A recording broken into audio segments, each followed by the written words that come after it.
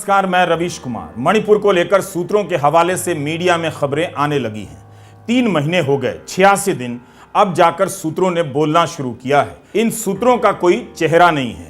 इन सूत्रों ने मीडिया से जो भी कहा है उनमें ऐसी कोई बात नहीं है जो सबके सामने आकर नहीं कही जा सकती। मणिपुर को लेकर विपक्ष इतने दिनों से सवाल उठा रहा है। इन सूत्रों ने पहले बोलना उचित नहीं समझा। इन सूत्रों का नाम है टॉप गवर्नमेंट सोर्सेस। ये टॉप सोर्स गृह मंत्रालय का है या प्रधानमंत्री कार्यालय का पता नहीं चलता। सरकार मंत्रालयों से बनती है मगर टॉप गवर्नमेंट सोर्स का मंत्रालय पता नहीं। अगर महिला के साथ बर्बरता का वीडियो सामने नहीं आया होता तो यह टॉप गवर्नमेंट सोर्स भी सामने नहीं आता।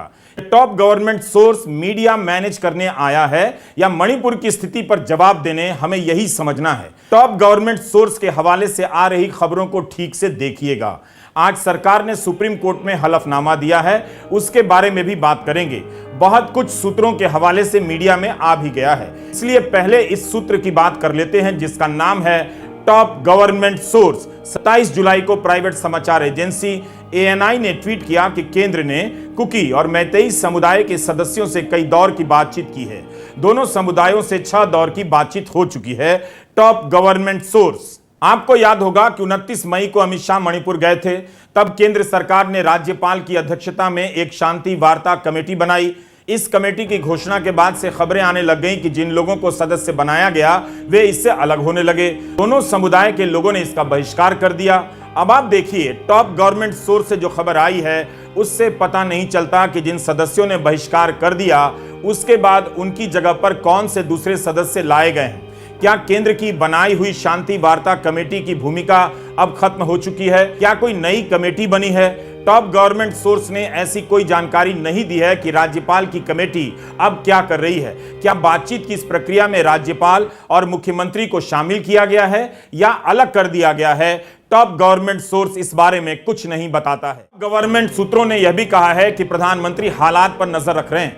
गृह मंत्री और गृह मंत्रालय के अधिकारी नियमित रूप से उन्हें जानकारी दे रहे हैं। आप दर्शक खबरों को देखने का तरीका बदलिए और सोचिए कि हालत यह हो गई है कि 3 महीने बाद प्रधानमंत्री के हवाले से इतनी सी खबर आती है कि वे मॉनिटर कर रहे हैं। उनका मॉनिटर करना ही अब बड़ी खबर है। तो फिर उन पत्रकारों को इस टॉप गवर्नमेंट सोर्स से पूछना चाहिए कि फिर शांति क्यों नहीं है, फिर हालात क्यों नियंत्रण में नहीं है, फिर क्यों अभी तक गोलियां चल रही हैं, बीजेपी के विधायक क्यों कह रहे हैं कि पीएम उनसे बात नहीं कर रहे।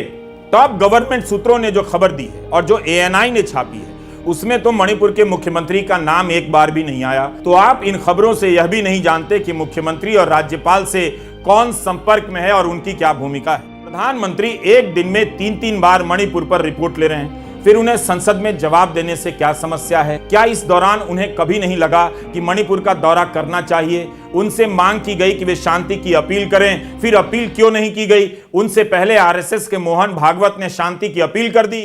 दूसरी घटना से जुड़ी रिपोर्ट का जिक्र यहां करना चाहता हूं ताकि टॉप गवर्नमेंट सोर्स को इस पर भी बोलने का मौका मिल जाए और आप इस तरह के टॉप गवर्नमेंट सोर्स का खेल समझ सकें। टाइम्स ऑफ इंडिया के रजत पंडित की यह रिपोर्ट देख लीजिए। गर्मी के दिनों में चीन ने पूर्वी लद्दाख से लेकर अरुणाचल प्रदेश तक जाने वाली वास्तविक नियंत्रण रेखा पर अपनी सैन्य गतिविधियां बढ़ा दी हैं। चीन और भारत के कोर कमांडर की 19वें दौर की बातचीत अभी शुरू नहीं हुई है। पिछली बातचीत में चीन ने पीछे हटने से मना कर दिया था। चीन इन इलाकों में अपनी स्थिति मजबूत कर रहा है, हेलीपैड बना रहा है, बंकर बना रहा है, चौकियां तैनात कर रहा है, मिसाइलें वगैरह लगा रहा है। सब इस रिपोर्ट में लिखा गया है। प्रधानमंत्री जरूर चीन की हरकतों पर नजर रख रहे होंगे लेकिन हालात में सुधार नहीं है। प्रधानमंत्री मणिपुर पर भी नजर रख रहे हैं मगर शांति नहीं आई है। प्रधानमंत्री मणिपुर को लेकर दिन में 3-3 घंटे पर जानकारी लेते हैं। इस बीच वे सीकर भी चले जाते हैं, लंबे लंबे राजनीतिक भाषण भी दे आते हैं। केवल मणिपुर पर नहीं बोलते हैं, मणिपुर नहीं जाते। मुझे लगता है कि टॉप गवर्नमेंट सोर्स को ही मणिपुर पर संसद में बयान देना चाहिए। टॉप गवर्नमेंट सोर्स को ही मणिपुर जाना चाहिए। टॉप गवर्नमेंट सोर्स को ही गोदी चैनलों पर आकर एंकरिंग करना चाहिए। टॉप गवर्नमेंट सोर्स को ही एडिटर इन चीफ बना देना चाहिए, बल्कि गोदी मीडिया के एंकरों और संपादकों को ही टॉप गवर्नमेंट सोर्स घोषित कर देना चाहिए। नमस्कार, मैं रवीश कुमार।